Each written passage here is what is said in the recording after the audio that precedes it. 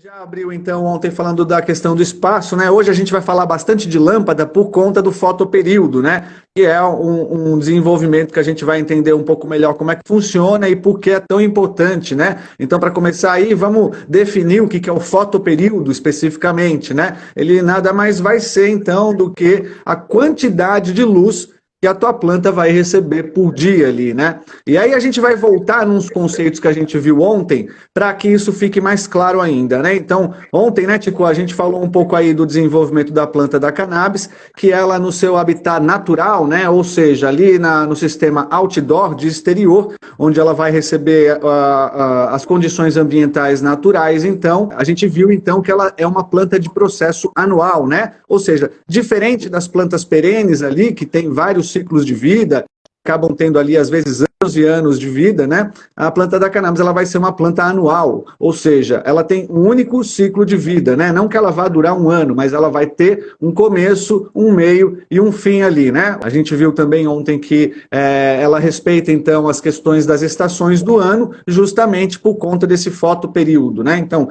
a gente viu ali que, no geral, a planta da cannabis vai nascer lá na primavera, por conta de que a gente vai ter uma incidência luminosa da luz do sol por mais tempo do que a noite. Então, os dias são um pouco mais claros do que a noite ali, né? A quantidade de claridade durante o dia é maior do que a escuridão durante a noite. E lá no outono, então, a gente vai ver que é quase a mesma quantidade tanto de luz quanto de escuro ali, tendo então 12 horas de claro e 12 horas de escuro, né? Então, aí a gente já vê a importância desse fotoperíodo para quando a gente for jogar para o indoor, né? Ou seja, quando a gente for simular um meio ambiente que seja ali propício e favorável, respeitando ali as mesmas condições que ela teria no espaço externo. E aí, né, Tico, a gente vai fazer isso especificamente com as lâmpadas, né, cara? A forma que a gente vai simular o sol aí vai ser a questão de lâmpadas ali, né? E daí você quer falar um pouquinho só das funções básicas de uma lâmpada, o que ela se assemelha à luz do sol nesse sentido, né? A questão de lumens, o Kelvin, que é a temperatura da cor, e a potência delas, né? Você pode dizer para a gente essas diferenças mais básicas, assim? Claro, claro. Queria só dar uma retomada, pensando no seguinte, né? Naquilo que a gente estava falando ontem, né?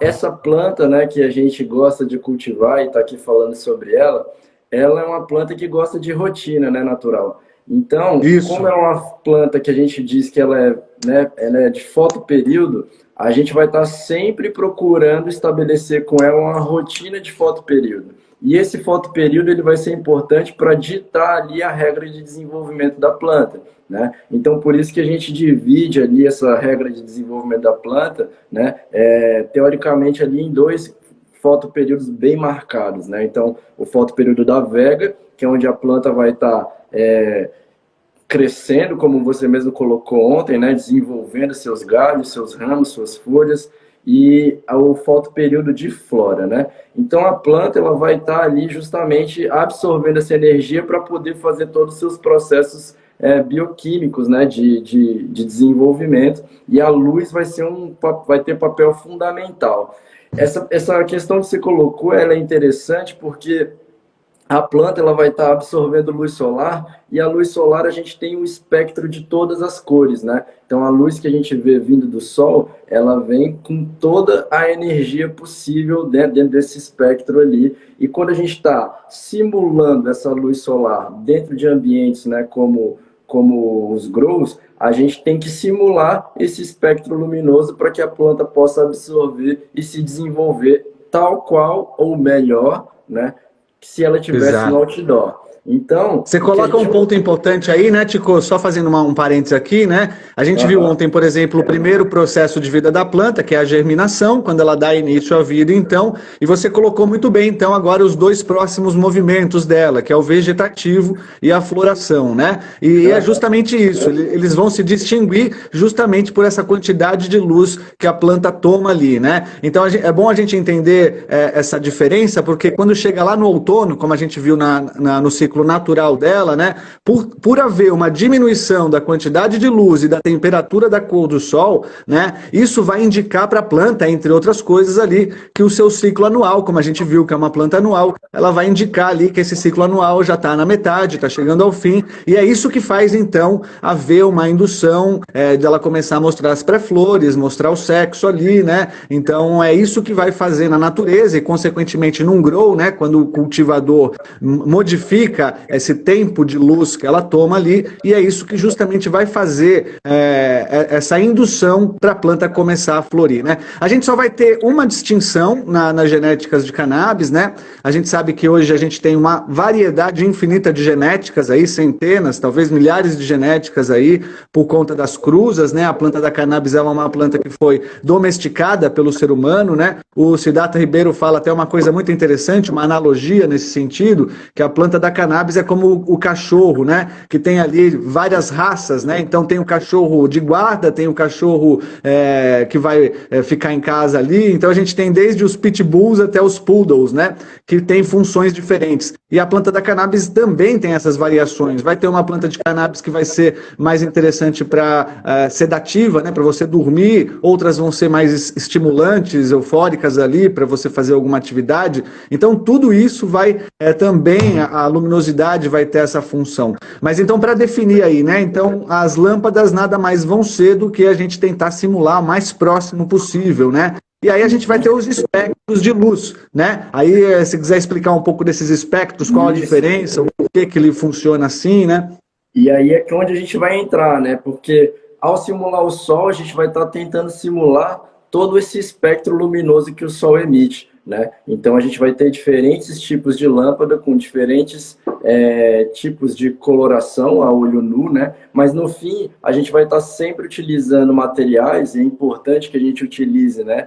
Materiais que consigam emitir faixas de frequência luminosa o mais próximo possível do Sol para a gente poder fazer essa substituição, né? É importante a gente entender que cada faixa de frequência que o Sol emite de luz, né? Ela tem uma função para a planta, né? Então, a gente tem faixas de frequência mais baixas, faixas de frequências mais altas, dentro do nosso espectro de visão e fora do nosso espectro de visão, que são importantes para a planta. Então, quando a gente está recebendo uma luz solar ou quando uma lâmpada está emitindo luz, né? Essas lâmpadas de cultivo, que são essas lâmpadas que a gente produz, ela está emitindo luz tanto dentro de espectros que a gente consegue ver, mas também dentro do espectro que a gente não consegue ver, mas que são muito importantes e fundamentais para a planta, né? Então a gente vai lá desde o ultravioleta até, né, o vermelho profundo, passando por todo o espectro de luz.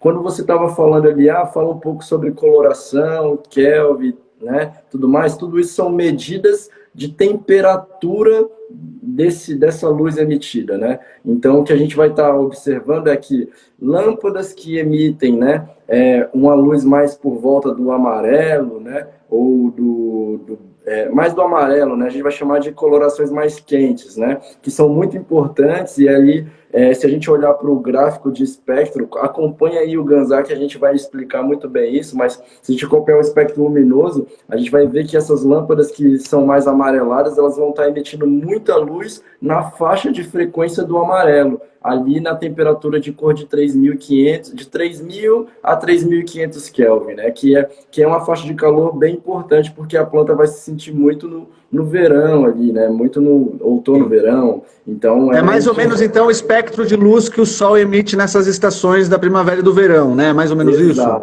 Exato. E aí a gente vai ter espectros de cores mais voltados ali pro frio, né? Que a gente chama branco frio e tal. Que ali é onde a gente vai ter a planta recebendo uma quantidade de radiação na temperatura fria, ou seja, no espectro luminoso mais voltado pro azul, né? Ou com a mistura de todas as cores, mas a gente vai ter mais azul também. E a gente tem várias lâmpadas, né, que a gente vê que são roxa, rosa, né? O nosso Ganzar aqui, o modelo Starter, ele vem com essa luminosidade roxa e rosa, que aí a gente vai estar com a faixa de frequência mais puxada pro violeta, né, e pro vermelho. Então aí a gente vai ter essa coloração rosa também. É importante frisar que de novo, né, que o Sol ele está emitindo todas as faixas de frequência, visível e não visível, né? As lâmpadas que a Legal. gente trabalha, elas trabalham com o que a gente chama de COB Full Spectrum, né? Então, Full Spectrum significa que a gente está emitindo tudo, desde o visível até o não visível. E quando a gente tem uma cor saltando, um amarelo, um roxo, significa que a gente está dando mais intensidade de potência luminosa, né? De frequência luminosa naquela cor específica, que é super importante para a planta, né? Por exemplo, o Sim, ultravioleta, né? Estudos mostram que o ultravioleta é super importante para a gente resinar a planta, né? Então, antes tinha muito esse mito, né, de que planta do indoor não resinava, mas resina. É só a gente trabalhar ali sim, com o ultravioleta, ele ajuda nesse processo de criar essa resina que é o creme de la creme ali que a gente busca em todo sim. cultivo. E essas full spectrums aí, a gente pode utilizar tanto, né, no vegetativo quanto na floração ali, né? Isso, é importante frisar isso, né? Estudos mostram também que muito das plantas, elas gostam muito de absorver, né?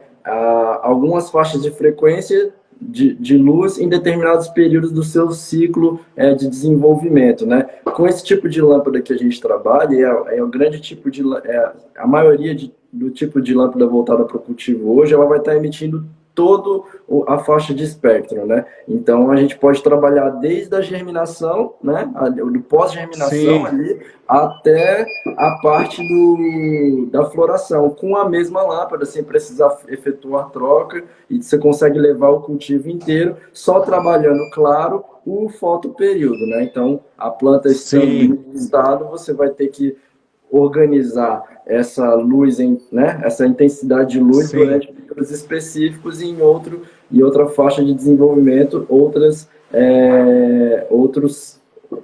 ciclo, né? Então, sempre se Sim. Me fala uma aplicando. coisa, a diferença do chip Quantum Board para COB, qual que é mais ou menos essa questão de diferença que a gente tem? Cara, é interessante a gente destacar que, assim, né, esse tipo de chip aqui que a gente trabalha no modelo Starter, né, esse daqui é o Ganzar modelo Starter com automação, tá? A gente vai falar mais dele depois, mas ele trabalha com esse chip IXO que ele é COB, que a gente fala, né, que é Chips on Board. O que a gente tem, né? Um chip desse, ele tem vários diodos. Diodo é um sistema eletrônico com potencial de emitir luz, tá? Dentro de uma determinada faixa de voltagem, a uma determinada frequência, né, de tensão, ele consegue emitir luz ali e o que a gente tem aqui nos COBs é que a gente tem vários microchips on-board dentro desse chip aqui. Então, aqui eu tenho vários microchips bem pequenininhos e são esses microchips, esses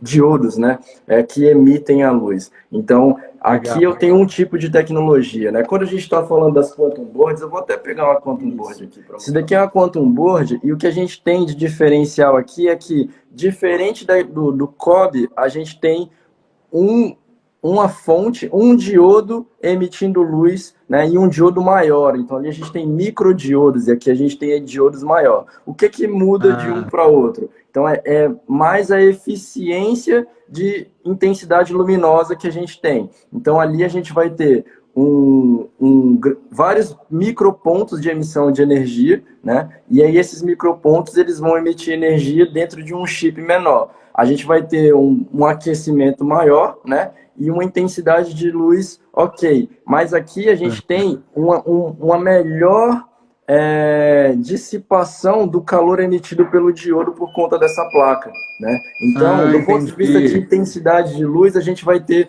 coisas bem próximas, né? Aqui a gente vai ter mais luz emitida por conta da qualidade do diodo que a gente está trabalhando nesse modelo.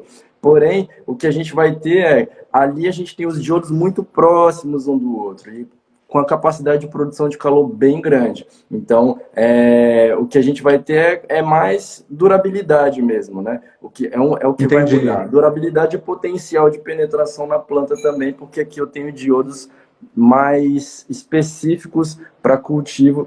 Todos os dois são específicos para cultivo, mas eu vou dizer que eles têm mais intensidade luminosa por diodo, né? Por conta da potência desse diodo ali. Show de bola, né? Eu acho que a diferença boa também, né, é que elas não esquentam tanto assim. Se a gente pegar, por exemplo, as Isso. lâmpadas de vapor metálico e vapor de sódio, você vai precisar até fazer um sistema de refrigeração muito maior dentro do teu grow para manter um equilíbrio de temperatura, né? Com um tipo de chip como esses, a gente tem um controle muito mais fácil ali, nesse sentido de com pequena modificação de ventilação, você já consegue manter uma temperatura mais equilibrada e constante ali nesse sentido, né? Exato. O que é importante a gente frisar, natural, quando a gente está falando de luminosidade, né?